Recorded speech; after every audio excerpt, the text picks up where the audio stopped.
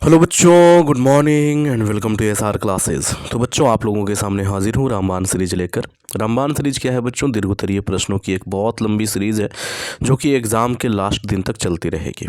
ठीक है बच्चे, जब तक एग्ज़ाम ख़त्म ना हो जाए तब तक ये सीरीज चलती रहेगी बच्चे।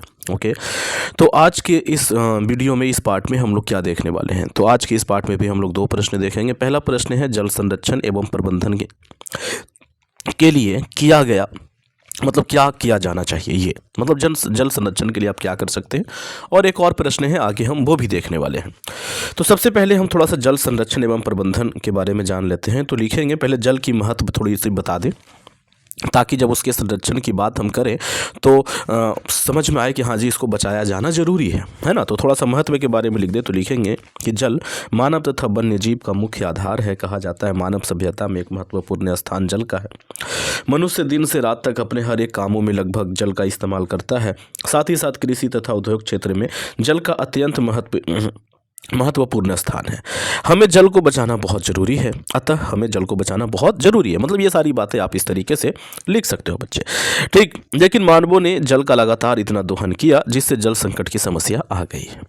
जल को बचाना ज़रूरी था, लेकिन हम लोगों ने किया उसका ठीक उल्टा किया। हमने उसका इतना दोहन किया कि आज समस्या जल संकट पे आ गई है। ठीक है बच्चों, कैसे बचा सकते हैं? तो भूमिगत जल के दोहन को रोककर, ये बांधों का निर्माण लिखा हुआ है, आप इसे कट कर देना। भूमिगत जल के दोहन को रोककर, ठीक, मतलब कि जो लगातार भूमिगत जल जो फिजूल में हम लोग ज़मीन से बाहर निकाल रहे हैं, ठीक, जैसे हमारे यहाँ पास में एक गांव है, ओके, वहाँ पे बिजली के मोटरों से पानी निकाला जाता है ज़मीन के नीचे से। वो एकदम खुला रहता है हमेशा। जैसे ही लाइट आएगी सारे मोटर एक साथ चलने लगेंगे, लाइट जाएगी मोटर बंद हो जाएंगे, मतलब कोई ऑपरेट करने वाला तक नहीं होता। इतना दोहन है पानी का कि मैं क्या कहूँ, देख के मेरा दिल रो देता है, मतलब इस तरीके का है। ठीक है बच्चों, तो ये काम ना करेंगे। छोटे बड़े पोखर तालाब का निर्माण किया जाना चाहिए। जल संरक्षण के लिए वृक्षारोपण भी बहुत ज़रूरी है।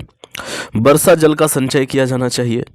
घरेलू स्तर पर भी जल का ज़्यादा से ज़्यादा संरक्षण किया जाना चाहिए, मतलब घरेलू स्तर पर भी ये काम हम कर सकते हैं।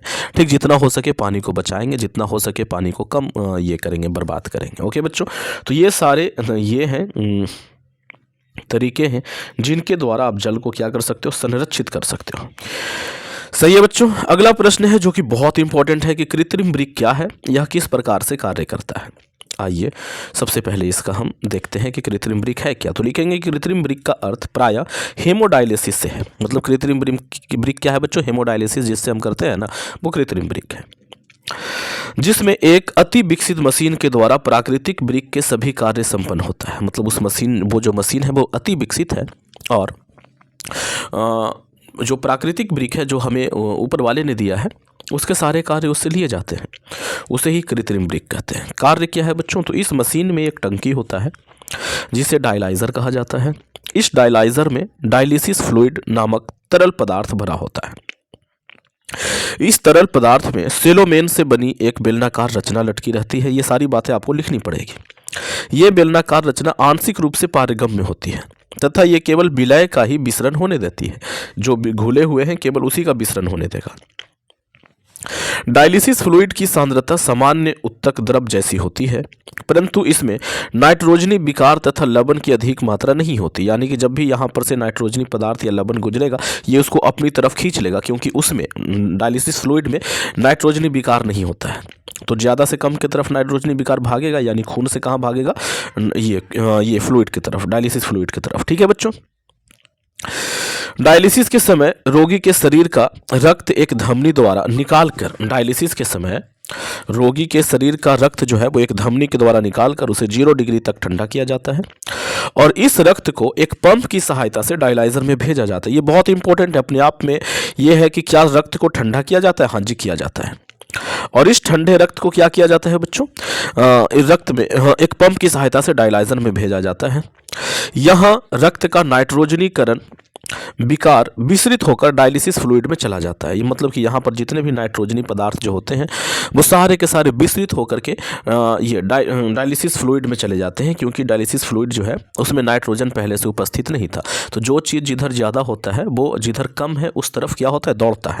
ठीक है बच्चों, इस तरह शुद्ध किए गए रक्त को पुनः शरीर के तापक्रम पर लाया जाता है, मतलब उसका टेम्परेचर फिर से बढ़ाया जाता है, और फिर इस रक्त को पंप की सहायता से या पंप की मदद से एक सिरा के द्वारा रोगी के शरीर में पहुंचा दिया जाता है।